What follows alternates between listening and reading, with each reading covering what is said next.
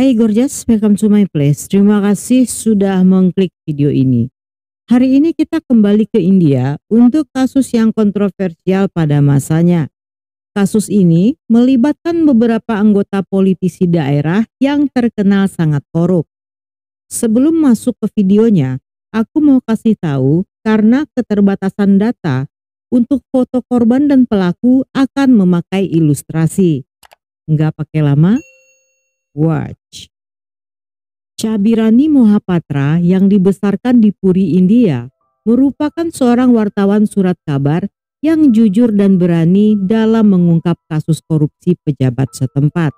Rani pertama kali bertemu dengan suaminya yang bernama Naba Kishore saat berusia 22 tahun ketika Naba menjadi penyewa di rumahnya pada tahun 1970-an. Mereka saling jatuh cinta dan memutuskan untuk menikah serta menetap di kampung halaman Naba di daerah Diasahi. Pada awal pernikahan, Rani dan Naba dalam kondisi pengangguran. Hingga akhirnya mereka pindah ke desa Biridi dan bergabung dengan agen surat kabar. Rani dan Naba berpikir bahwa pekerjaan tersebut akan menarik karena mereka tidak hanya menjual surat kabar tetapi juga menjadi wartawannya. Nasib bagus mulai mendatangi mereka ketika Naba menjadi wartawan untuk koran Pragati Badi yang baru diluncurkan. Sementara Rani menjadi wartawan kota Durmuka yang sekaligus sebagai penulis di surat kabar Pragati Bati, Nikunta, dan Nirbika. Kegiatan sehari-hari mereka di pagi hari adalah mengantar koran harian di desa dan sorenya menulis laporan berita. Selama menjadi jurnalis yang dikenal jujur, mereka seringkali mengundang kemarahan dari orang-orang kaya dan berpengaruh di daerah setempat. Salah satunya adalah Raju Raudora yang merupakan pengusaha terkaya di daerah Biridi. Raju yang juga seorang rentenir akan meminjamkan uang pada siapa saja dengan bunga tinggi yang menjerat leher si peminjam. Raju memiliki usaha gelap seperti semen, pupuk, dan ransum yang didapat dari hasil curian di toko-toko. Rani dan Naba membuka kecurangan Raju yang telah mencampur semen dengan abu serta membongkar kasus korupsi oleh pejabat pengembangan desa. Raju juga memiliki koneksi dengan pejabat lokal bernama Nanda Mohati yang merupakan pemilik Partai Kongres dan Dibakar Nayak yang memiliki jabatan sebagai sekretaris kerja. Akibatnya, Rani dan Naba mendapat banyak kecaman dari para pengusaha yang merasa dirugikan. Namun, mereka tetap melanjutkan menulis berita. Kehidupan rumah tangga mereka sudah mulai stabil dan memiliki putra bernama Dani. Namun, kehidupan mereka kembali terancam ketika para pengusaha lokal yang curang ingin membalas dendam pada mereka akibat artikel yang pernah mereka tuliskan. Di tanggal 3 Oktober 1980 pada jam 6.30 pagi, Rani dan Naba meninggalkan rumah untuk mencari sarapan di pasar. Namun di sana mereka didatangi oleh 5 orang preman desa yang meneriaki mereka bahwa Dibakar Nayak ingin bertemu dengan mereka. Namun Naba mengatakan bahwa mereka akan menemui Dibakar Nayak saat di malam hari ketika akan pergi ke Kutak. Namun kelima preman itu justru mengancam Naba untuk segera menemui Dibakar Nayak saat itu juga. Rani yang memperhatikan kejadian itu merasa ada hal-hal yang mencurigakan dari orang-orang tersebut. Mereka yang awalnya hendak pergi ke Kutak karena merasa tidak aman memutuskan untuk kembali pulang ke rumah. Sesampainya di rumah, preman-preman itu yang telah mengikuti mereka kembali berteriak agar mereka segera bertemu dengan Dibakar Nayak. Namun, Naba berkata jika Dibakar Nayak yang mendesak ingin bertemu, kenapa tidak dia saja yang datang untuk menemui mereka? Mendengar hal ini, preman-preman itu marah dan memaksa masuk ke rumah yang dihadang oleh Rani dengan sajam dapur dan memaksa mereka pergi. Tidak berapa lama kemudian, preman-preman itu kembali dengan membawa lebih banyak orang yang diantaranya adalah seorang politisi bernama Sudir Parida dan seorang mafia minuman keras bernama Don Birmania.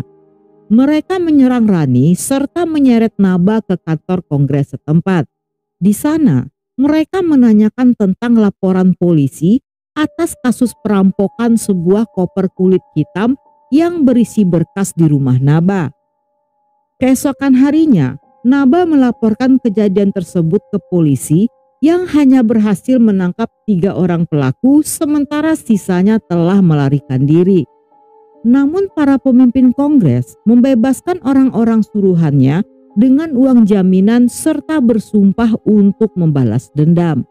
Naba yang tidak terima mereka telah lolos memberitakan kejadian ini di surat kabar hingga kembali memancing kemarahan kongres.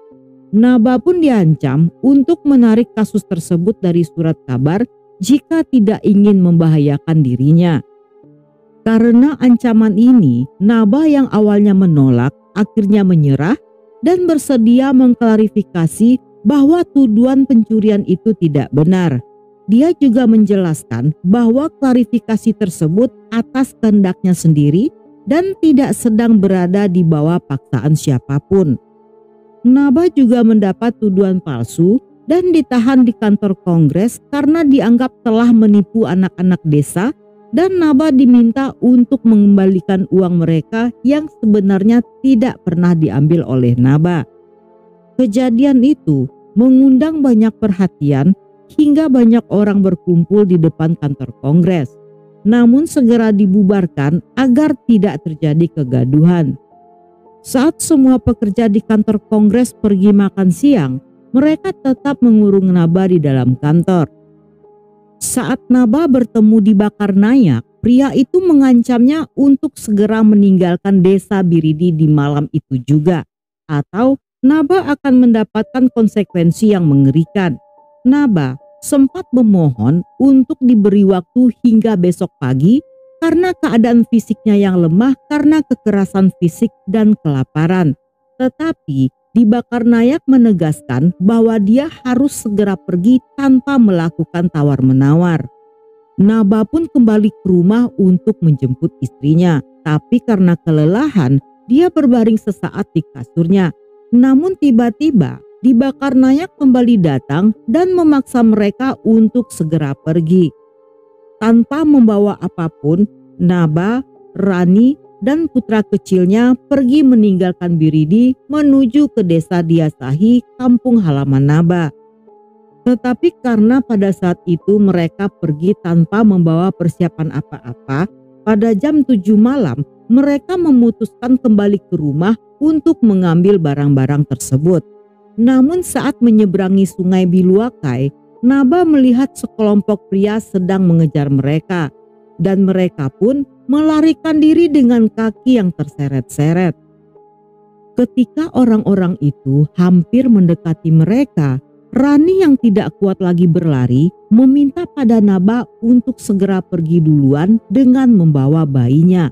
Naba sempat menolak dan takut jika Rani akan dihabisi oleh preman-preman itu memaksa Rani untuk tetap ikut.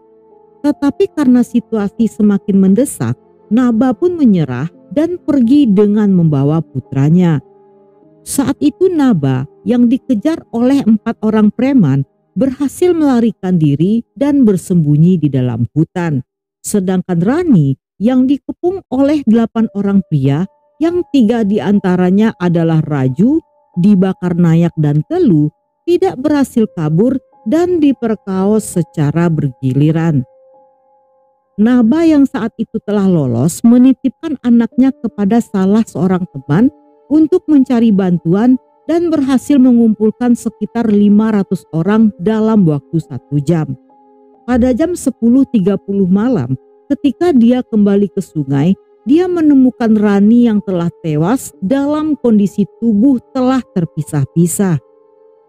Pada jam 1 malam, Naba mendatangi kantor pos yang berjarak 5 km untuk menelpon polisi. Saat itu, polisi mengatakan akan segera datang ke lokasi, namun setelah beberapa jam, tidak ada satupun dari mereka yang muncul. Naba pun mendatangi kantor polisi lain dan menunggu hingga pagi. Ketika membuat laporan, polisi yang menanganinya terkesan tidak serius. Dia bahkan meminta Naba untuk menghapus nama Nanda Mohanty dari laporan tersebut, yang permintaan ini ditolak oleh Naba. 36 jam kemudian, Naba akhirnya mendapatkan bantuan dari polisi di Lidaliet dan membawa jenazah istrinya untuk diotopsi. Keesokan harinya, ketika berita tewasnya Rani sudah tersebar, masyarakat menjadi marah dan mereka bahkan membakar rumah Raju. 7 hari kemudian, saat upacara pemakaman Rani, polisi mengirimkan bantuan untuk keamanan dan untuk sesaat kondisi desa pun menjadi tenang. Setelah kematian Rani, Naba yang kembali bekerja di tanggal 29 Oktober pada jam 9.30 pagi kembali mendapatkan ancaman. Kali ini dia diseret ke dalam mobil yang di dalamnya berisi 4 orang pria. Dalam kondisi mata dan mulut dilakban, mereka membawanya ke sebuah ruangan yang dipenuhi dengan rak buku. Di sana, dia diberi secari kertas yang berisikan pernyataan jika Naba tidak akan menyebut nama Nanda Mohanty dalam laporan polisi. Mereka juga merekam saat Naba menandatangani kertas tersebut. Salah satu pria yang menculiknya mengatakan jika istrinya tidak akan hidup lagi dan dia menawarkan uang sejumlah 50.000 rupiah sebagai kompensasi. Namun Naba menolaknya. Pada jam 8 malam, Naba yang telah dibius dilemparkan dari mobil di daerah Acharya Vihar Square. Saat tersadar, dia pun mendatangi sebuah kantor partai lokal dan bertemu dengan pemimpinnya yang bernama Biju Patnaik. Biju Patnaik kemudian membawanya ke kantor surat kabar Pradayuma dan mengantarnya ke rumah sakit. Saat dirawat, Naba telah diawasi oleh polisi dan selama sebulan 2 orang pejabat polisi rutin mendatanginya untuk membujuknya agar mencabut kasus itu serta menawarkan uang sejumlah 50.000 rupiah. Naba yang dihadapkan pada pejabat polisi tingkat atas tentunya tidak bisa melawan mereka dan dia pun pasrah mencabut laporan itu dan dipaksa membuat laporan palsu yang menyatakan jika Rani mengalami gangguan mental. Namun saat Naba dibawa ke hadapan hakim dengan membawa laporan palsu tersebut, Naba justru menceritakan kejadian yang sebenarnya dan bahwa dia telah ditekan di bawah ancaman. Hal ini tentunya mengejutkan para polisi yang telah mengancamnya. Dan untuk pencitraan, para polisi segera mengatur konferensi pers demi memperbaiki citra polisi. Selama dalam konvensi, banyak petugas polisi mendampingi Naba, tetapi dia keberatan dan meminta para polisi untuk meninggalkannya sendirian. Naba pun membongkar semua perlakuan tidak adil polisi selama ini. Setelah konvensi terjadi, Naba mendapatkan simpati masyarakat dan memunculkan opini publik bahwa pelaku harus dihukum seberat mungkin. Dalam persidangan, hakim yang bernama Krusna Candakar menjatuhkan 8 orang pelaku dengan vonis hukuman penjara seumur hidup. Keputusan sang hakim yang sangat berani menimbulkan tekanan politik pada masa itu. Namun pada tahun 1993, Setelah mengajukan banding, semua pelaku dibebaskan oleh Pengadilan Tinggi Odisha. Karena hal ini, Naba yang tadinya berharap akan mendapatkan keadilan menjadi hilang semangat karena selama ini telah dipermainkan oleh para penguasa. Selama kasus berjalan, Naba telah menghabiskan biaya Rp100.000 yang harus dibayar dengan kondisi keuangan yang saat itu sedang tidak baik. Namun, dia mendapatkan bantuan keuangan dari Biju Patnaik dan pemerintahan daerah. Biju bahkan memberinya pekerjaan di perusahaan perhutanan. Walaupun kasus tersebut telah terkubur selama puluhan tahun dengan akhir yang tidak bahagia, namun pada tahun 2002, Mahkamah Agung menguatkan keputusan Hakim Krusna dengan menjatuhkan vonis penjara seumur hidup pada 4 orang pelaku yang 1 diantaranya telah meninggal di penjara.